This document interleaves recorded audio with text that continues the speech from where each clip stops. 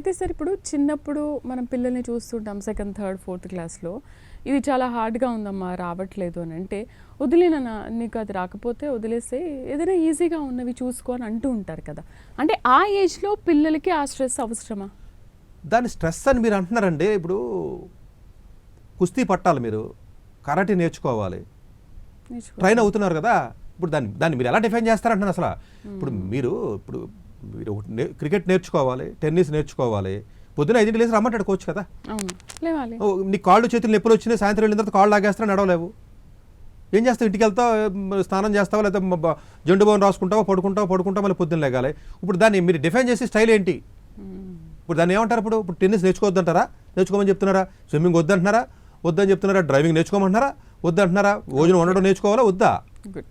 అంటే మీరు ప్రతిదీ లెర్నింగ్ స్టేజ్లో టఫ్నెస్ ఉంటుంది. ఆ ఫ్రూట్స్ వచ్చిన తర్వాత మీరు ఎంజాయ్ చేస్తారు దాన్ని. మీరు అసలు ఫ్రూట్స్ వచ్చే వరకు వెళ్ళట్లా. అదే ఇప్పుడు నేను నా దగ్గర నాలెడ్జ్ నాకు వచ్చి నేను ఇప్పుడు నాలెడ్జ్తో నేను ఇప్పుడు ఎంజాయ్ చేస్తున్నానండి. మామూలుగాను తెలియని వాళ్ళు అమ్మాయిలు ఏమనుకుంటారంటే సతీష్ గారు చాలా కష్టపడిపోతున్నారు, రోజు 16 గంటలు కష్టపడతారు, ఆయన చూస్తే జాలి పడుతున్నారంటే అది మీ అమాయకత్వం. అది మీరు తెలియదు, మీరు బ్రెయిన్ లేనండి. నేనేమి నాకేం లేదు, హ్యాపీగానే ఉన్నాను నేను. For me I'm okay.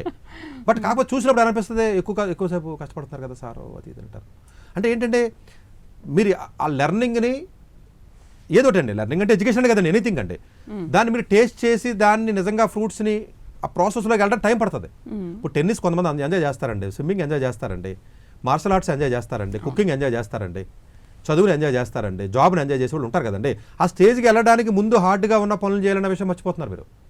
Hard rough road, hard థింగ్స్ని it leads at least beautiful destinations, అంతే కదా. అందుకే beautiful journey it cannot create the beautiful destination కదా.